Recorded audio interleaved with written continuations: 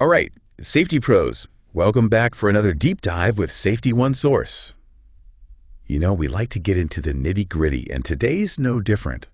We're talking OSHA's partially exempt industries, which is a topic that I think trips a lot of people up. It does. And we're all about practical knowledge here at Safety One Source. So absolutely, this is definitely something you want to make sure you have a handle on. Yeah. I'm sure. If you're working with any businesses that might fall under these exemptions. Yeah. So to guide our deep dive today, we're looking at a couple things. Okay. First off, we have the official OSHA document called 1904 Subpart B, Appendix A, Partially Exempt Industries. Catchy title. Yeah, it really rolls right off the tongue. But we also have a fantastic video that Safety One Source put together. It did a good job on this one. They did a great job. Yeah. And so we're going to be pulling from both of those resources today. Just to really give you guys a complete picture of what these exemptions mean and how they might impact you as safety professionals. Sounds good. So let's jump right in. Okay. I think a good place to start is, Yeah. what does partially exempt even mean? Right. Good question. Yeah, because it's not. Like, why afford a free pass? Why even call it exempt Exactly. if it's only partially? Well, it's easy to see that word exempt and think, oh, great, less paperwork for me. Yeah. But it's not that simple. And I think that's what both these sources really highlight, is the nuance that goes into these exemptions. Yeah. And full disclosure, we are using Safety One Source's own video as one of our sources today. But honestly, they made a really good explainer. So it's a good one. Yeah, why not? It highlights the fact that partially exempt doesn't equal no OSHA oversight. Right. You still have to report those serious incidents. Right. Fatalities, hospitalizations, amputations, loss of an eye. Those are non-negotiable for any business. Yeah, so it's more like... Right. They have a modified set of rules they have to follow. It's not that they just get to opt out completely. Right, exactly. It's important to note the distinction. Where it gets really interesting is the sheer variety of industry that are on this exempt list. Totally. You've got like your everyday retail spots, clothing stores, bookstores, right? Like places we all go to all the time. Places everyone's familiar with. Exactly. Yeah. And then you've got but then non-scheduled air transportation. Yeah. Then you get into some interesting ones. Pipeline transportation. Yeah. Those aren't exactly what come to mind when you think low risk. Right. You know what I mean? Exactly. And then there's I mean, you've got death care services and drinking places on the death care services and drinking places. Yeah. You got a real mixed bag. Yeah. Talk about a diverse mix. Yeah. But I think that's exactly why it's so important. I agree. To understand the specifics of each exemption. Yeah, for sure. Just because a florist, for example, might not be filling out the same OSHA logs as a steel mill, doesn't mean you can ignore the potential hazards. Exactly. There are still hazards present at all of these businesses. Absolutely. So, for example. Put that into practice. Okay. Let's say you're working with a florist. All right. Who is on that exempt list. Okay. What are some specific risks they might face even with less stringent record-keeping requirements? Well, even though floristry might seem relatively low risk, you've still got potential musculoskeletal issues from, repetitive tasks like arranging flowers or lifting heavy buckets of water. Oh, yeah. And then there's the issue of allergic reactions. Oh, totally. To certain plants and flowers. Yeah.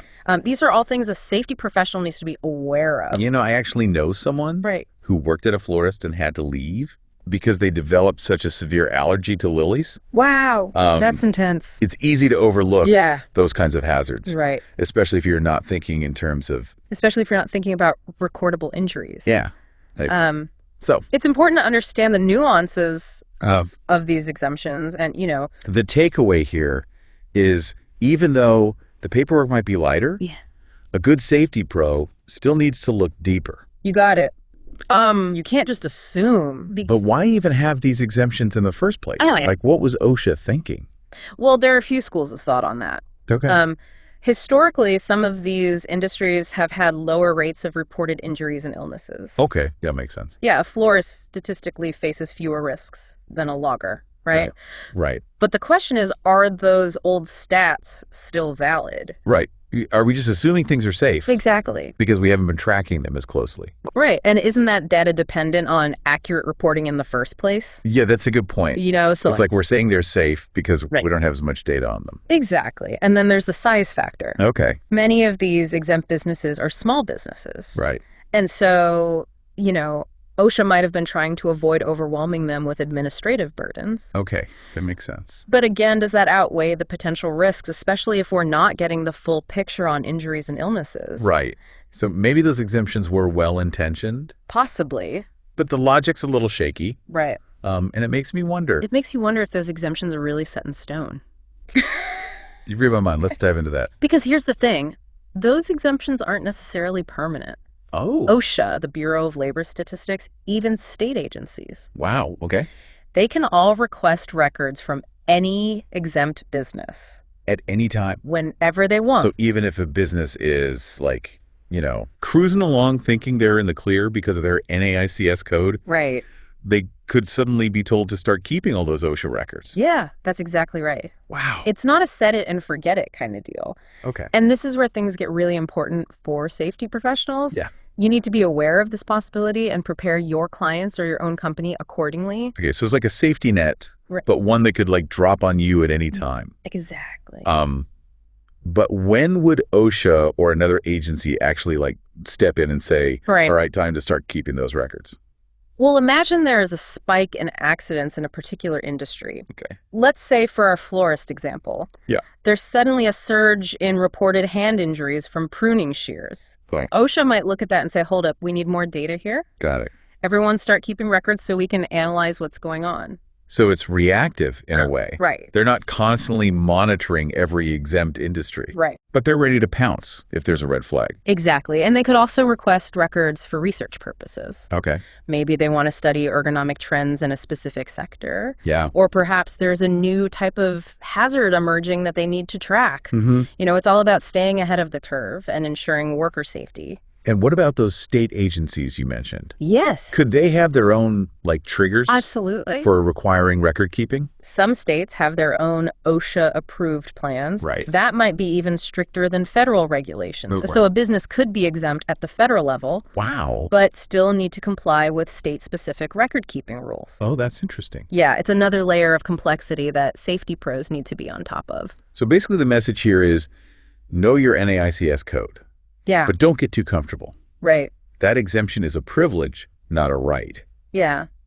And it can be revoked if there's a good reason. For sure. And for safety professionals. Yeah. This means you need to be even more proactive in exempt industries. Okay. You can't rely on mandatory record keeping to identify trends or problems. Right. You have to be out there observing, engaging with employees, and really understanding the risks specific to that business. It's like being a safety detective. Right. Looking for clues and connecting the dots, even without the official case file. Exactly. But how do you even start that process? If you can't point to a spreadsheet full of numbers, how do you make a convincing argument for safety improvements? That's where your skills as a communicator and influencer come in.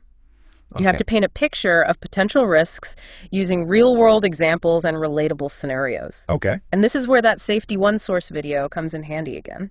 Yeah. It does a great job of visually explaining different types of hazards, even in seemingly low-risk industry. Right. I remember that part. Yeah. They showed how even something as simple as arranging flowers can lead to repetitive strain injuries if proper ergonomics aren't considered. It's all about making those risks tangible and relatable. Yeah, precisely. And you can also highlight the benefits of proactive safety measures. Okay. Emphasize how a well-trained workforce is a more productive workforce, how a focus on hazard identification can reduce downtime and insurance costs. Okay. It's about framing safety as an investment, not a burden. So instead of saying we need to do this because OSHA might come knocking, right, it's more about saying we're doing this because we care about our people. Exactly. And we want to create a safe and thriving workplace. Exactly. And honestly, that should be the driving force behind all our safety efforts, regardless of exemptions or regulations. Yeah. It's about creating a culture where safety is valued and prioritized, not just because it's the law, but because it's the right thing to do. I love that it's about going beyond compliance and building a safety-conscious environment. Absolutely. So to wrap things up for our listeners, Let's recap the key takeaways here. Right. First off, partially exempt doesn't mean risk-free. Nope. You've still got to be aware of the potential hazards in those industries. For sure. And those exemptions aren't set in stone. Right. OSHA can request records at any time. So it's crucial to stay informed and be prepared. We've also talked about the importance of being proactive. Yes. Don't wait for an accident to happen. Right. Be out there observing, engaging with employees, and identifying potential issues before they become major problems. And remember, even without mandatory record keeping, you can still build a strong case for safety improvements. Focus on the benefits. Use relatable examples. Okay. And make safety a core value within the organization. Excellent points. Now, before we sign off, I want to leave our listeners with a question to ponder. Okay. Do you think this list of exempt industries should be revised? Is it still relevant in today's world? Good question. Or are we overlooking potential risks by granting these exemptions? It's a complex issue with no easy answers. But it's a conversation worth having as safety professionals. We need to continually evaluate our assumptions and ensure that our regulations are keeping pace with the evolving nature of work. Absolutely, because at the end of the day, it's all about protecting workers. And ensuring everyone goes home safe. Right. Regardless of the industry they're in. Absolutely. And on that note, I think it's time to wrap up this deep dive into OSHA's partially exempt industries. And to our listeners, we encourage you to check out the resources we've mentioned, the OSHA document and that Safety One source video. They're both excellent tools for diving deeper into this topic. They really are, especially that video, super helpful for visualizing some of these hazards and making the information really stick. And hey, it's always good to have a visual aid, right? Absolutely. And remember, knowledge is power, especially in the world of safety. Stay informed, stay curious, and keep those critical thinking skills sharp. Couldn't agree more. Well, folks, that about wraps up our deep dive into OSHA's partially exempt industries. We hope you found it insightful and, dare I say, a little bit entertaining. I certainly did. Always a pleasure chatting with you. Until next time, everyone stay safe out there.